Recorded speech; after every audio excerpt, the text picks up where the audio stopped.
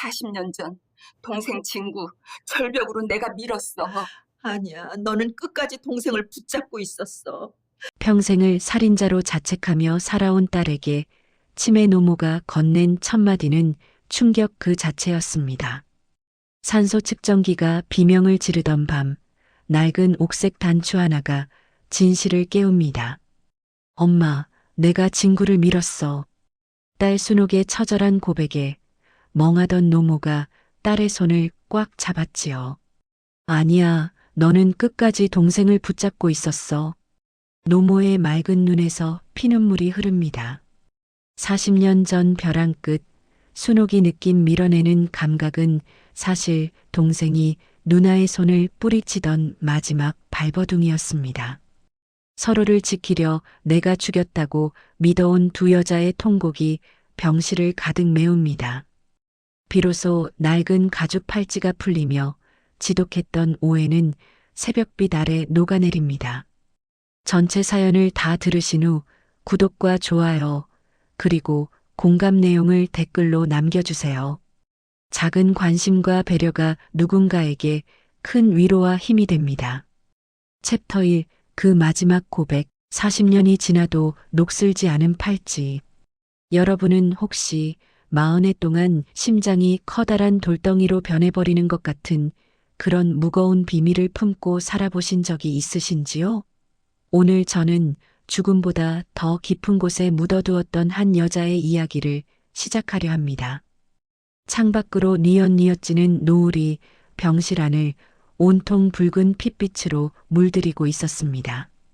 코끝을 찌르는 소독약 냄새와 규칙적으로 울리는 기계의 심박음만이 정적을 깨우는 이곳, 경기도의 한 호스피스 병동입니다. 침대 위에 누워있는 63살의 강순옥 씨는 이제 자신의 시간이 얼마 남지 않았음을 직감합니다. 췌장암 말기, 의사는 길어야 일주일이라고 했습니다. 하지만 순옥 씨의 얼굴은 오히려 평온해 보입니다. 아니, 정확히 말하면 오랫동안 기다려온 숙제를 드디어 끝내려는 사람의 결연함이 서려 있었지요. 순옥 씨의 야윈 손목에는 아주 오래된 낡은 가죽 팔찌 하나가 채워져 있습니다.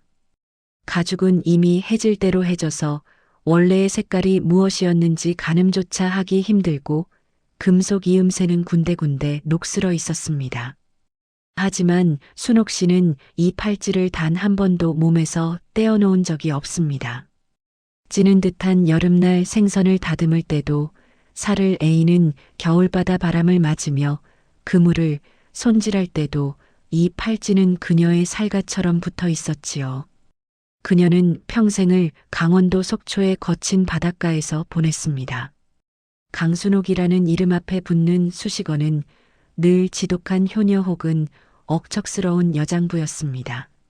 일찍이 아버지를 여의고 홀어머니 박말래 여사를 모시며 남동생 진구를 뒷바라지하느라 자신의 청춘은 바다 안개 속에 던져버린 여자였습니다. 비린내 나는 장화가 그녀의 구두였고 소금기 절은 앞치마가 그녀의 드레스였습니다.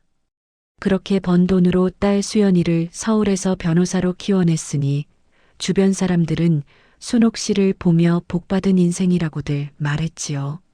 하지만 순옥 씨의 가슴 속에는 아무도 보지 못하는 깊은 바다가 하나 더 있었습니다. 그 바다는 늘 검고 차갑고 슬픈 비명을 지르고 있었지요. 침대 옆 소파에는 치매 초기 증상으로 멍하게 창밖을 보는 어머니 말레 여사가 앉아 있습니다. 86의 노모는 이제 딸의 이름조차 가물가물한지 그저 입가에 침을 흘리며 어린아이처럼 웃고만 있습니다. 엄마, 저기 봐요. 오늘 노을이 꼭 그날 같아요. 40년 전 속초 앞바다가 온통 빨갛게 타오르던 그날 말이요. 순옥 씨의 목소리는 갈라진 논바닥처럼 거칠었지만 그 안에는 형언할 수 없는 애틋함이 담겨 있었습니다. 말레 여사는 대답 대신 텅 빈 눈으로 딸을 바라봅니다. 순옥 씨는 떨리는 손으로 노모의 거친 손을 잡았습니다. 평생 생선 가시를 발라내고 빨래를 하느라 마디마디가 붉어진 마치 고목나무 뿌리 같은 손이었습니다. 순옥아, 순옥아, 밥 먹었니? 말레 여사가 띄엄띄엄 내뱉는 그 한마디에 순옥 씨의 눈시울이 붉어집니다. 제정신이 아닐 때도 오로지 자식 밥 걱정뿐인 어머니. 순옥 씨는 그런 어머니를 보며 가슴속 깊이 숨겨두었던 40년 전의 그날을 떠올립니다. 1986년의 여름, 대한민국이 아시안 게임으로 들떠있던 그 뜨거웠던 시절.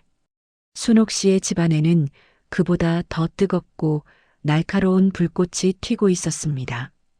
당시 22살이던 남동생 진구는 집안의 유일한 아들이자 어머니 말레 여사의 금쪽 같은 보물이었습니다. 하지만 그 보물은 집안을 좀먹는 독버섯이기도 했지요. 노름에 빠져 어머니가 평생 모은 쌈짓돈을 가져가는 것도 모자라 급기야 집안의 유일한 생계수단이었던 작은 배의 문서까지 손을 대기 시작했습니다. 순옥 씨는 그런 동생을 말리려다 멍이 가실 날이 없었습니다. 그래도 순옥 씨는 참았습니다. 그것이 장녀의 숙명이라 믿었고 어머니의 눈물을 닦아주는 유일한 길이라 생각했으니까요. 하지만 운명은 가장 잔인한 방식으로 그녀의 삶을 뒤흔들었습니다. 어느 비바람 치던 밤 속초 연금정 근처 벼랑 끝에서 들려온 비명소리, 그리고 다음날 싸늘한 시신으로 돌아온 남동생 진구. 경찰은 술에 취해 발을 헛디딘 실족사라고 결론지었지만 그날 이후 순옥 씨의 가슴에는 주상절리보다 더 깊은 균열이 생겨버렸습니다. 순옥 씨는 이제 결심한 듯 머리맡에 놓인 휴대전화를 집어들었습니다. 변호사 업무로 눈코 뜰 새 없이 바쁠 딸 수연에게 전화를 겁니다. 신호음이 몇 번 울리고 화면 너머로 단정한 정장 차림의 수연이 나타납니다. 엄마, 몸은 좀 어때? 갑자기 왜 전화를 했어? 수연의 목소리는 여느 때처럼 냉철하고 똑 부러졌습니다. 하지만 순옥 씨는 알고 있었습니다. 저 차가운 말투 뒤에 숨겨진 딸의 따뜻한 진심을요. 순옥 씨는 가늘게 떨리는 숨을 내뱉으며 입을 열었습니다. 수연아, 지금 바로 병원으로 와줄 수 있겠니? 이 할머니랑. 그리고 너한테 꼭 해줄 말이 있단다. 내 숨이 멎기 전에 이 팔찌 속에 가둬둔 이야기를 꺼내야겠어. 수연은 엄마의 심상치 않은 목소리에 서류 뭉치를 내려놓습니다. 순옥 씨는 전화를 끊고 다시 창밖을 봅니다. 노을은 어느새 사라지고 어둠이 서서히 방 안을 잠식하고 있었습니다. 그녀는 자신의 손목에 감긴 낡은 팔찌를 어루만지며 나지막이 의졸입니다. 미안해, 엄마. 그리고 미안하다, 수연아. 이제야 이 추악하고도 가련한 비밀을 너희 앞에 내려놓으려 한다. 순옥 씨의 눈에서 투명한 눈물 한 방울이 뺨을 타고 흘러내려 낡은 가죽 팔찌 위로 떨어집니다. 40년 전 그 벼랑 끝에서 과연 무슨 일이 있었던 걸까요? 왜 순옥 씨는 그토록 오랜 세월 동안 이 낡은 팔찌를 문신처럼 새기고 살아온 것일까요? 엄마, 나를 용서하지 마세요. 하지만 이것만은 알아주세요. 내가 한 모든 일은 당신을 사랑했기 때문이었다는 걸요. 순옥 씨의 이 한마디는 평화로웠던 병동의 거대한 폭풍을 예고하고 있었습니다. 이제 곧 도착할 딸 수연과 아무것도 모른 채 웃고 있는 노모 말레 여사. 이 세 여자가 마주하게 될 진실은 40년 전 바다 밑바닥에 가라앉아 있던 가장 시리고 아픈 기억의 파편들이었습니다. 여러분, 이제 순옥 씨가 조심스럽게 꺼내놓는 그 첫 번째 기억의 상자를 함께 열어보시겠습니까? 40년 전 그날 밤 빗소리에 묻혔던 진구의 마지막 외침이 이제 서서히 우리 귓가에 들려오기 시작합니다. 챕터 2 벼랑 끝에 선 남매 빗소리에 묻힌 진실. 사랑하는 가족이 세상에서 가장 무거운 짐이 될 때 여러분은 어떤 선택을 하시겠습니까? 효녀로 불리던 한 여자가 평생을 가두어둔 그 어두운 밤의 이야기가 이제 시작됩니다. 병실의 공기는 차갑게 식어버렸습니다. 방금 도착한 딸 수연은 문손잡이를 잡은 채 얼어붙어 있었지요. 엄마의 입에서 나온 내가 밀었다는 그 한마디는 수연이 평생 알고 지내온 강순옥이라는 세계를 단번에 무너뜨리는 폭탄과도 같았습니다. 순옥 씨는 거친 숨을 몰아쉬며 40년 전 그 지독했던 1986년의 여름으로 우리를 데려갑니다. 당시 속초의 작은 어촌 마을은 가난했지만 정이 넘쳤습니다. 하지만 순옥 씨의 집 대문을 넘어서면 사정은 달랐지요. 마당 한쪽에서는 어머니 말레 여사가 생선 대가리를 치며 비린내를 온몸으로 받아내고 있었고, 방 안에서는 아들 진구가 술에 취해 세상을 원망하는 고함 소리가 끊이지 않았습니다. 순옥 씨는 그때 고작 23살이었습니다. 꽃다운 나이라는 말은 그녀에게 사치였지요. 그녀의 일과는 새벽 3시에 시작되어 밤늦게까지 시장 바닥을 구르는 것이었습니다. 남동생 진구는 집안의 유일한 아들이라는 이유로 어머니의 맹목적인 사랑을 받았습니다. 하지만 그 사랑은 독이 되어 진구를 망쳐놓았지요. 그는 툭하면 누나인 순옥 씨에게 손을 휘둘렀고 어머니가 애써 모은 돈을 훔쳐 노름판으로 달려갔습니다. 어머니는 그런 아들을 보며 내 업보다 내 업보야라며 울기만 하실 뿐 단 한 번도 진구를 매섭게 꾸짖지 못했습니다. 그럴수록 순옥 씨의 가슴에는 시커먼 멍이 들어갔습니다. 순옥아, 미안하다. 내가 조금만 더 참아라. 우리 집안의 아들이라고는 저놈 하나뿐 아니냐. 나 죽고 나면 저놈이 내 기둥이 되어줄 거다. 어머니는 늘 그렇게 말씀하셨지요. 하지만 진구는 기둥이 아니라 집안을 갉아먹는 좀벌레였습니다. 그러던 어느 폭풍우가 몰아치던 밤이었습니다. 진구는 눈이 벌개진 채로 들어와 안방 장롱을 뒤지기 시작했습니다. 어머니가 목숨처럼 아끼던 집문서와 배에 권리증이 든 낡은 봉투를 찾아낸 것이었지요. 순옥 씨가 앞을 가로막았습니다. 이것만은 안 돼, 진구야. 이건 우리 식구 목숨줄이야. 하지만 진구는 누나의 어깨를 거칠게 밀쳐냈습니다. 이까진 낡은 집, 내가 한 판만 따면 강남에 빌딩을 사줄게. 비켜. 진구는 비바람이 치는 어둠 속으로 뛰쳐나갔습니다. 순옥 씨는 미친 듯이 그 뒤를 쫓았습니다. 빗줄기는 앞을 볼 수 없을 정도로 거셌고 파도는 금방이라도 마을을 삼킬 듯이 포효하고 있었지요. 남매의 추격전은 마을 끝자락 깎아지른 듯한 절벽인 영금정 근처에서 멈췄습니다. 벼랑 끝에 선 진구의 등 뒤로 거대한 파도가 부서지며 하얀 거품을 내뿜고 있었습니다. 순옥 씨는 빗물에 젖어 눈도 제대로 뜨지 못한 채 소리쳤습니다. 진구야, 제발 돌아와. 엄마가 너 기다리셔. 하지만 진구는 광기에 서린 웃음을 지으며 봉투를 품에 안았습니다. 누나, 나는 이제 이 지긋지긋한 바다를 떠날 거야. 여기 있으면 평생 생선 비린내나 맡으며 살아야 하잖아. 그 순간 순옥 씨의 마음속에서 무언가 툭 하고 끊어지는 소리가 들렸습니다.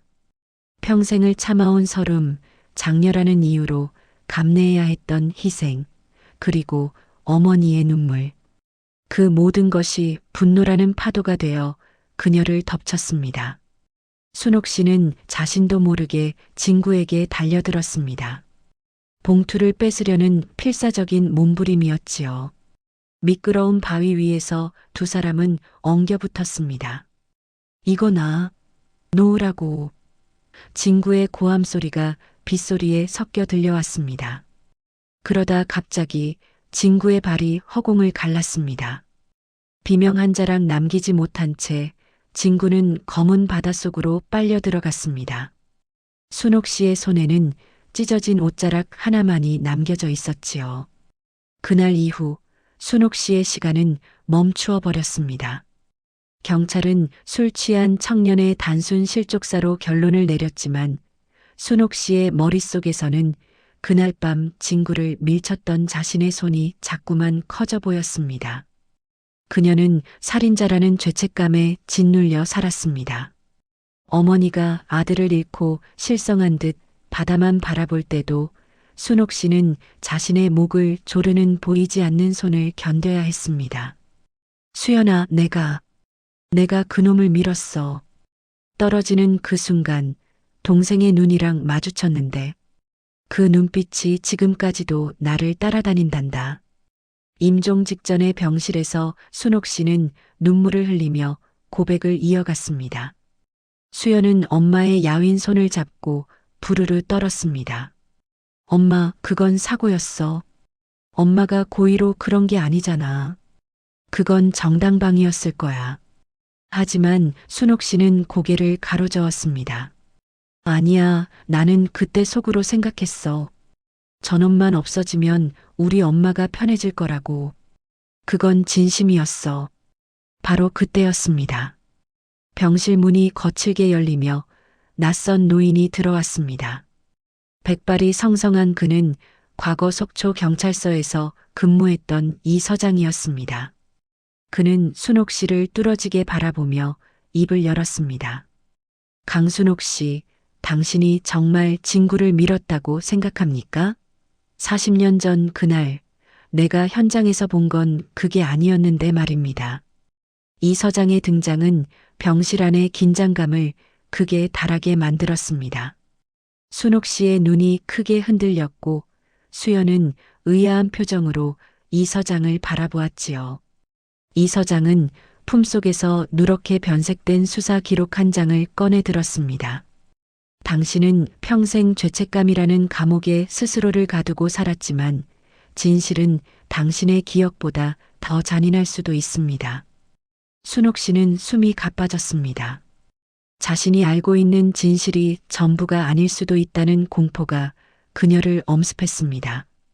40년 동안 지켜온 그 무거운 알리바이가 흔들리기 시작한 것이지요.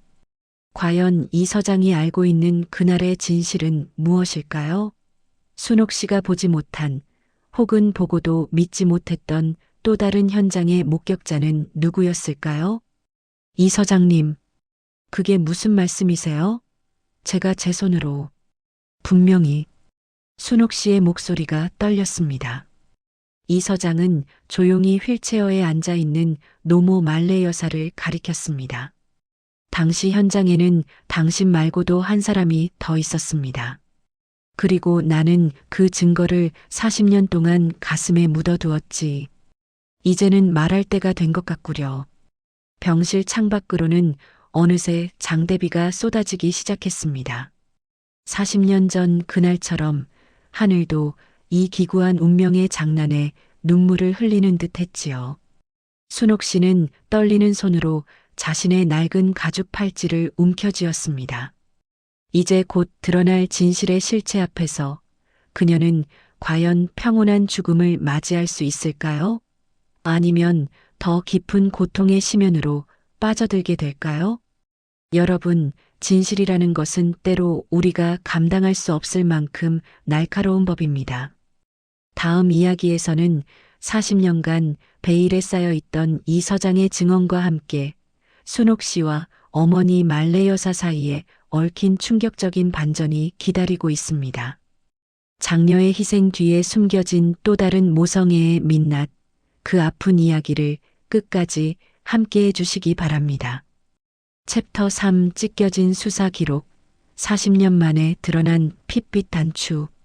평생을 살인자로 자책하며 살아온 당신에게 만약 누군가 당신의 손에는 피가 묻지 않았다고 말한다면 그것은 구원일까요? 아니면 또 다른 지옥의 시작일까요? 오늘 40년 전 바다가 삼켰던 진짜 진실이 그 모습을 드러냅니다. 병실 안의 산소 포화도 측정기가 날카로운 경고음을 내뱉기 시작했습니다. 순옥 씨의 호흡은 점차 얕아지고 이마에는 굵은 식은땀이 맺혔지요. 하지만 그녀는 자신을 옥죄는 통증보다 눈앞에 서 있는 이 서장의 입술에 온 신경을 집중하고 있었습니다. 40년 전 동생의 죽음을 실족사로 처리하고 은퇴했던 그가 왜 이제야 나타나 그녀의 고백을 부정하는 것일까요? 이 서장은 떨리는 손으로 품 안에서 낡은 서류 봉투를 꺼냈습니다. 노랗게 변색되다 못해 가장자리가 바스러진 그 봉투 안에는 당시 수사 기록에 포함되지 않았던 몇 장의 사진과 작은 비닐팩이 들어 있었습니다. 수연은 변호사 특유의 본능으로 그 물건들을 살폈지요. 비닐팩 안에는 작고 동그란 옥색 단추 하나가 들어 있었습니다. 이 서장님, 이게 뭡니까? 우리 엄마 고백이 거짓말이라니. 그게 무슨 말씀이세요? 수연의 목소리에는 당혹감과 분노가 섞여 있었습니다. 이 서장은 힘겹게 침대 곁으로 다가와 순옥 씨의 눈을 정면으로 응시했습니다. 강순옥 씨, 당신은 그날 밤 진구를 밀었다고 확신하고 있지요. 비바람 속에서 동생과 엉겨 붙었고 당신의 손에 힘이 들어갔을 때 동생이 벼랑 아래로 사라졌으니까요. 하지만 내가 현장에 도착했을 때 당신은 실성한 사람처럼 바다만 보고 있었고 그 옆 바위 틈에서 나는 이 단추를 발견했습니다. 이 서장이 가리킨 옥색 단추. 그 순간 순옥 씨의 뇌리에 번개처럼 스쳐 지나가는 기억이 있었습니다. 그 단추는 당시 어머니 말레 여사가 가장 아끼던 털실 가디건에 달려있던 것이었습니다. 순옥 씨의 눈동자가 세차게 흔들렸습니다. 아니야. 아니에요. 그날 엄마는 집에 계셨어요. 내가 봤어요. 엄마는 방 안에서 울고 계셨다고요. 순옥 씨는 마스크 너머로 절규하듯 소리쳤습니다. 하지만 이 서장은 고개를 가로저었습니다. 당신이 진구를 쫓아나간 뒤 말레 여사님도 뒤따라 나갔던 겁니다. 당신은 진구와 몸싸움을 하느라 눈치채지 못했겠지만 진구가 당신을 밀치고 벼랑 끝으로 몰아세웠을 때 뒤에서 진구를 밀어버린 건 당신이 아니라 당신 어머니였습니다. 당신은 그저 허공을 휘둘렀을 뿐이지요. 병실은 순간 얼음물을 끼얹은 듯 정적에 휩싸였습니다. 순옥 씨의 손목에 감긴 낡은 가죽 팔찌가 가늘게 떨렸습니다. 사실 그날 순옥 씨는 정신을 차렸을 때 바닥에 떨어져 있던 어머니의 단추를 보았습니다. 그녀는 본능적으로 그 단추를 주머니에 넣었고 그날 이후 어머니를 지키기 위해 내가 밀었다는 기억을 스스로에게 주입하며 살아온 것이었습니다. 그런데 이제 와서 이 서장은 그 진실을 다시 뒤집고 있었습니다. 내가 왜 이걸 기록에 남기지 않았는지 아십니까? 자식을 죽인 어머니와 어머니를 지키려 살인자가 되기로 한 딸. 그 두 여자의 삶이 너무 가여워서였습니다. 하지만 순옥 씨, 당신이 이대로 죽으면 말레 여사님은 평생을 치매라는 감옥 뒤에서 당신에게 죄를 지우고 살게 됩니다. 그건 너무 잔인하지 않습니까?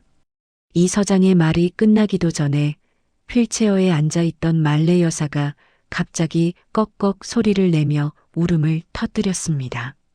멍하던 눈동자에는 서슬 퍼런 생기가 돌았고 그녀는 야윈 손으로 순옥 씨의 팔을 꽉 잡았습니다.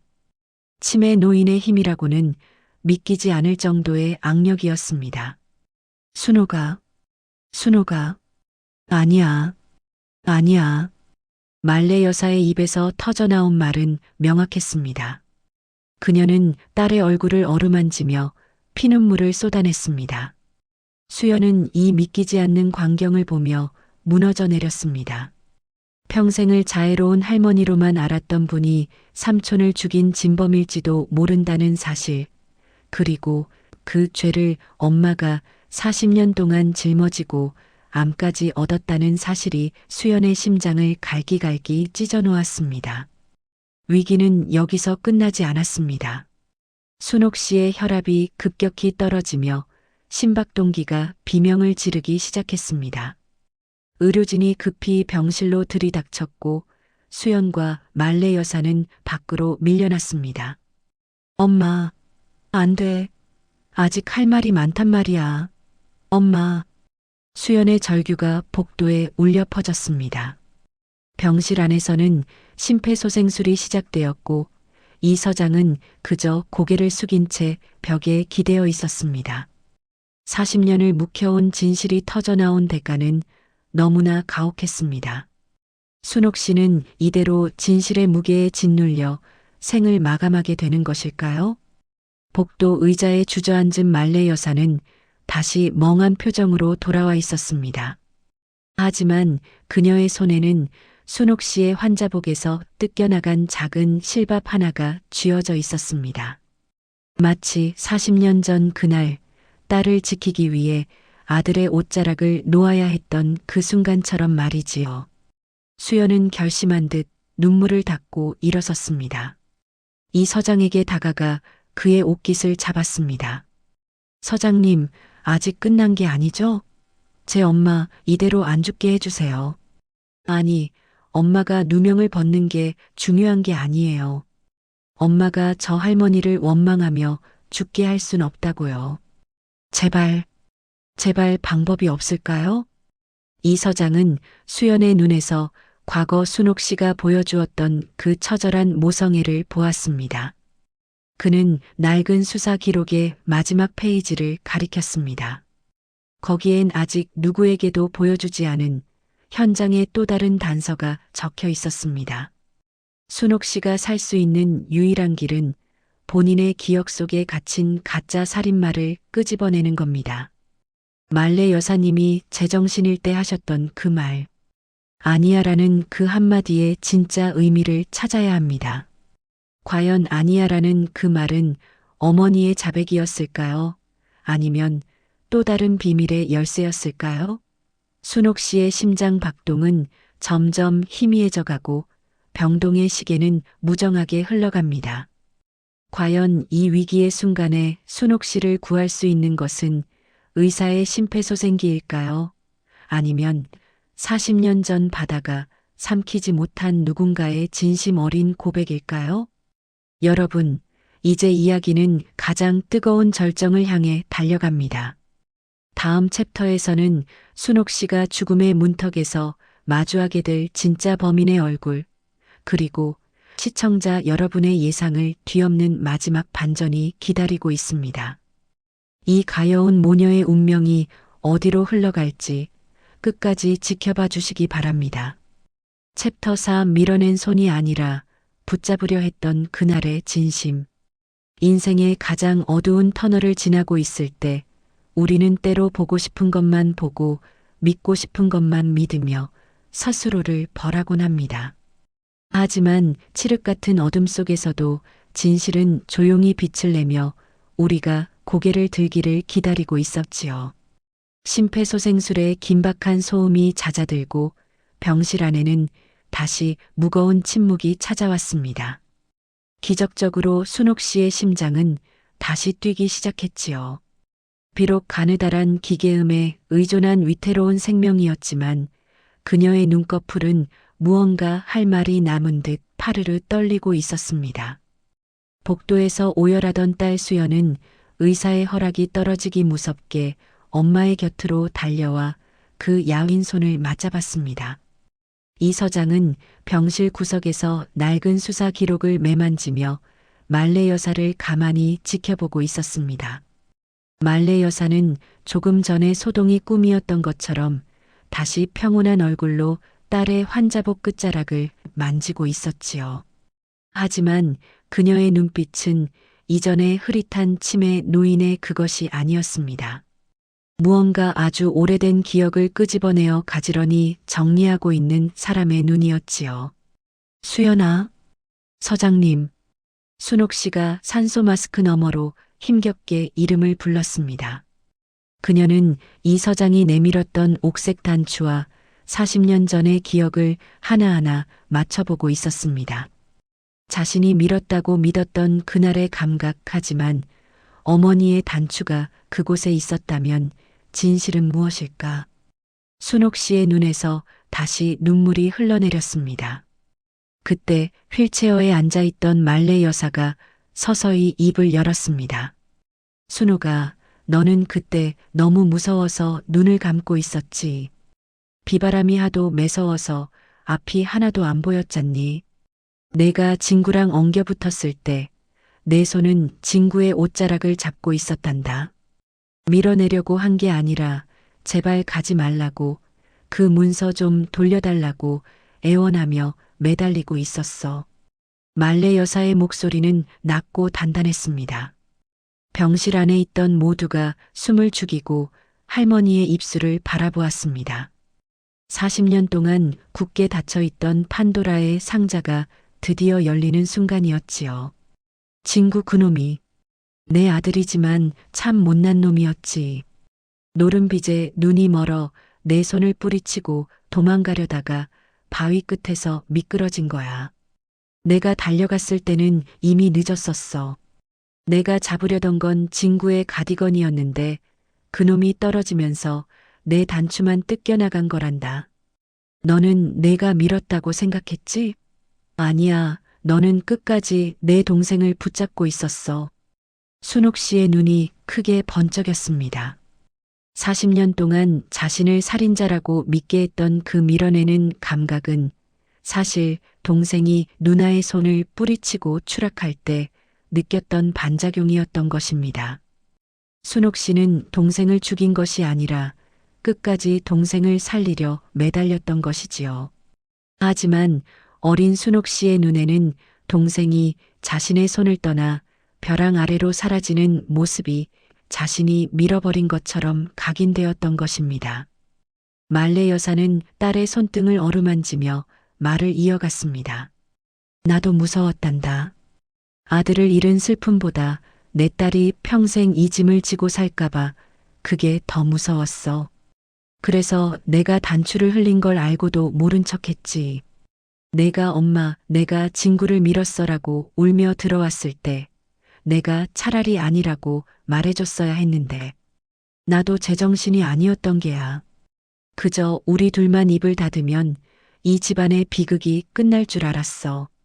이 서장은 고개를 끄덕이며 수사 기록의 마지막 장을 넘겼습니다. 거기에는 당시 현장 사진 중에 아주 작게 찍힌 바위 위에 남은 긁힌 자국들이 있었습니다. 그것은 밀어낸 자국이 아니라 무언가를 붙잡으려 안간힘을 쓰며 미끄러진 손톱 자국이었지요. 이 서장은 이 증거를 보고 순옥 씨의 범행이 아님을 확신했지만 모녀가 서로를 지키기 위해 침묵하는 모습에 차마 진실을 파헤치지 못했던 것입니다. 엄마, 그럼 나는 살인자가 아니었던 거야? 순옥 씨의 물음에 말레 여사는 딸을 품에 안았습니다. 그래, 순옥아. 너는 살인자가 아니라 이 집안의 유일한 구원자였어. 진구가 마지막에 내뱉은 말도 누나, 미안해였다는 걸 나는 들었단다. 그놈도 마지막 순간에는 알았던 게지. 자기를 끝까지 놓지 않으려던 사람이 누구였는지. 수연은 할머니와 엄마를 번갈아 보며 참아왔던 울음을 터뜨렸습니다. 40년이라는 긴 세월 동안 이 두 여자는 서로를 지키기 위해 각자의 지옥을 견뎌온 것이었습니다. 딸은 엄마를 지키기 위해 살인자의 가면을 썼고 엄마는 딸의 죄책감을 나눠 갖기 위해 기력을 잃어버린 척 연기하며 살았던 것이지요. 병실 창밖으로 쏟아지던 비가 어느덧 그치고 구름 사이로 맑은 달빛이 스며들기 시작했습니다. 40년 전 그날의 비바람은 이제야 멈춘 듯 했습니다. 순옥 씨의 얼굴에서 그토록 오랫동안 머물렀던 어두운 그늘이 서서히 걷히고 있었습니다. 그녀는 자신의 손목에 감긴 낡은 가죽 팔찌를 물끄러미 바라보았습니다. 이 팔찌는 죄책감의 사슬이 아니라 사실은 가족을 끝까지 놓지 않으려 했던 사랑의 증표였습니다. 순옥 씨는 떨리는 손으로 팔찌의 매듭을 풀었습니다. 40년 만에 비로소 그녀의 손목이 자유를 얻는 순간이었지요. 수연아, 이 팔찌, 이제 내가 가져가렴. 이건 슬픈 비밀이 아니라 우리 가족이 서로를 얼마나 아꼈는지 보여주는 증거란다. 너는 나처럼 무겁게 살지 말고 이 사랑만 기억하며 살아가거라. 순옥 씨의 목소리는 이제 아주 평온해졌습니다. 죽음의 공포도 억울한 죄책감도 더 이상 그녀를 괴롭히지 못했습니다. 그녀는 어머니의 따뜻한 손길을 느끼며 그리고 딸의 진심 어린 눈물을 보며 인생에서 가장 아름다운 퇴장을 준비하고 있었습니다. 오해는 풀렸고 상처는 아물기 시작했습니다. 비록 육신은 쇠약해졌지만 순옥 씨의 영혼은 그 어느 때보다 건강하고 찬란하게 빛나고 있었지요. 병실 안의 기계음조차 이제는 평화로운 리듬으로 들려왔습니다. 여러분, 진실은 때로 가혹하지만 결국 우리를 자유롭게 합니다. 40년의 세월을 돌아온 이 고백이 이제 순옥 씨와 말레 여사에게 진정한 안식을 주려 합니다. 하지만 이들의 이야기는 여기서 끝이 아닙니다. 마지막 순간 순옥 씨가 우리에게 남기고 싶었던 진짜 메시지는 무엇이었을까요? 다음 마지막 챕터에서는 모든 갈등이 해소된 후 맞이하는 평온한 이별 그리고 남겨진 이들에게 전하는 희망의 유산에 대해 이야기해 보려 합니다. 한 여자의 인생이 완성되는 그 숭고한 마침표를 끝까지 함께 해주시기 바랍니다. 챕터 5 40년의 침묵 바다가 전해준 마지막 용서. 여러분, 인생이라는 긴 여행의 끝자락에서 우리는 무엇을 남기고 싶어 할까요? 평생을 짓눌렀던 무거운 짐을 내려놓고 맞이하는 그 마지막 아침은 아마도 세상에서 가장 눈부신 선물일지도 모릅니다. 병실의 창가로 스며드는 새벽빛은 유난히도 맑고 투명했습니다. 간밤에 소란이 지나간 자리에는 폭풍이 휩쓸고 간 뒤에 고요함 같은 평화가 내려앉아 있었지요. 순옥 씨의 얼굴은 어제보다 훨씬 편안해 보였습니다. 40년 동안 그녀의 심장을 옥죄고 있던 죄책감이라는 가시가 뽑혀나간 자리에는 이제 잔잔한 평온만이 감돌고 있었지요. 그녀는 곁에서 자신의 손을 꼭 잡고 잠든 딸 수연과 휠체어에 기대어 꾸벅꾸벅 졸고 있는 노모 말레 여사를 한참 동안 바라보았습니다. 평생을 나쁜 딸로 살인자로 자책하며 살았던 세월이 주마등처럼 스쳐 지나갔습니다. 하지만 이제 그녀는 압니다. 그 지독했던 세월조차 서로를 지키기 위한 숭고한 사랑의 증명이었다는 것을요. 순옥 씨가 작게 몸을 뒤척이자 말레 여사가 번쩍 눈을 떴습니다. 두 모녀의 시선이 허공에서 맞부딪혔습니다. 이제 더 이상 치매의 안개 뒤로 숨을 필요가 없어진 말레 여사의 눈동자는 호수처럼 깊고 맑았습니다. 말레 여사는 딸의 이마에 맺힌 땀을 닦아주며 아주 나직하게 속삭였습니다. 순옥아, 이제 됐다. 이제 그만 아파도 돼. 우리 딸 참 오래도 견뎠지. 고맙다. 나 같은 엄마 곁에서 도망치지도 않고 끝까지 지켜줘서. 순옥 씨는 마스크 너머로 힘겹게 미소 지었습니다. 엄마, 나도 고마워요. 나 미워하지 않아줘서. 나를 끝까지 믿어줘서요. 나 이제 정말 마음이 가벼워졌어요. 두 사람의 대화는 짧았지만 그 안에는 40년의 세월을 뛰어넘는 화해와 용서가 담겨 있었습니다. 해방감이었을까요? 순옥 씨의 호흡은 그 어느 때보다 규칙적이고 안정되었습니다. 그녀는 곁에서 깬 수연에게 마지막 힘을 다해 입을 열었습니다. 수연아, 세상은 가끔 우리에게 견딜 수 없는 짐을 지우기도 한단다. 하지만 기억해라. 그 짐을 대신 들어주려는 누군가의 마음이 있다면 어떤 어둠도 이겨낼 수 있다는 걸. 엄마는 이제 정말 행복하다. 그날 아침 순옥 씨는 가족들이 지켜보는 가운데 가장 평온한 얼굴로 마지막 숨을 내쉬었습니다. 그녀의 손목에 남아있던 깊은 가죽 팔찌 자국 위로 따스한 햇살이 내려앉았지요. 그것은 평생의 굴레가 아니라 하늘이 보내준 훈장처럼 빛나고 있었습니다. 며칠 후 수연은 외할머니 말레 여사를 모시고 속초 앞바다를 찾았습니다. 순옥 씨의 유골을 뿌려주기 위해서였지요. 40년 전 비바람이 몰아치던 그 벼랑 끝에는 이제 평화로운 갈매기 소리만이 가득했습니다. 수연은 엄마의 유골함을 안고 바다를 향해 섰습니다. 엄마, 여기 엄마가 평생 사랑하고 미워했던 바다야. 이제는 저 깊은 바닷속으로 그 무거웠던 비밀들 다 던져버리고 시원하게 훨훨 날아가. 말레 여사는 바다를 향해 손을 흔들었습니다. 잘 가라, 내 딸아. 거기선 생선 비린내 맡지 말고 예쁜 꽃길만 걸어라. 조금만 기다려. 엄마도 금방 갈게. 말레 여사의 눈물은 바닷바람에 씻겨 내려갔습니다. 이제 그녀는 더 이상 치매 노인인 척하지 않았습니다. 딸이 남겨준 진실이라는 선물을 품고 남은 생을 온전한 정신으로 살아가기로 결심한 것이지요. 집으로 돌아오는 길, 수연은 엄마가 남긴 낡은 가죽 팔찌를 자신의 손목에 대보았습니다.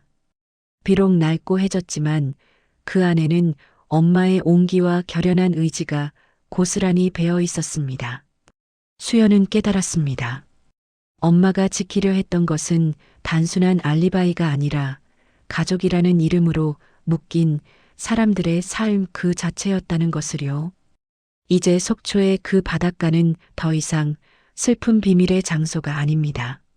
누군가에게는 지독한 희생의 장소였고 누군가에게는 숭고한 사랑의 현장이었으며 결국에는 모두가 용서받은 구원의 바다가 되었습니다.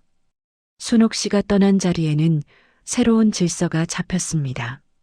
수연은 변호사로서 진실의 무게를 더 깊이 이해하게 되었고 말레 여사는 딸에 대한 미안함을 사랑으로 승화시키며 매일 아침을 감사하게 맞이하게 되었지요. 여러분, 혹시 여러분의 마음 한구석에도 차마 꺼내지 못한 무거운 돌덩이가 있지는 않으신지요? 사랑해서 그랬노라고, 지키고 싶어서 그랬노라고 말하지 못한 채 스스로를 벌하고 계시지는 않나요? 40년 전 순옥 씨가 그랬던 것처럼 진실은 때로 우리를 아프게 하지만 결국 우리를 자유롭게 합니다. 가족이라는 이름으로 서로의 상처를 보듬고 못다한 사랑을 전하는 오늘이 되시길 바랍니다. 순옥 씨의 마지막 미소가 여러분의 가슴 속에도 따뜻한 위로로 남기를 진심으로 기원합니다. 사연에 공감을 하셨다면 구독과 좋아요, 그리고 공감 내용을 댓글로 남겨주세요.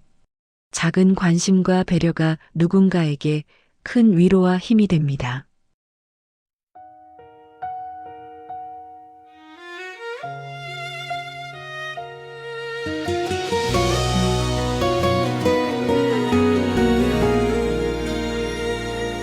낡은 가죽 팔찌 손목에 감고 비린내 나던 바다를 견뎠지요.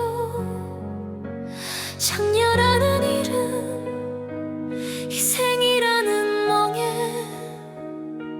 살인연을 무덤처럼 품고 살았죠. 비바람 치던 그날의 절벽 끝, 동생의 손을 놓치던 그 순간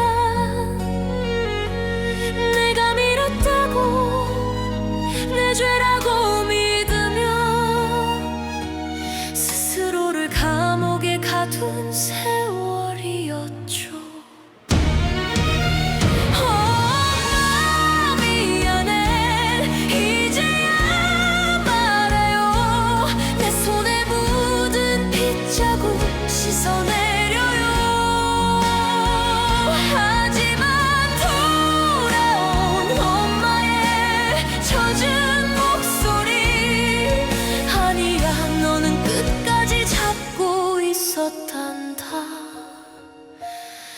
녹색 단추 하나에 숨겨진 비밀, 서로를 살리려고 짊어진 지옥의 살, 밀어낸 손이 아니라 붙잡으려던 진심, 이제야 바다가 용서를 줘.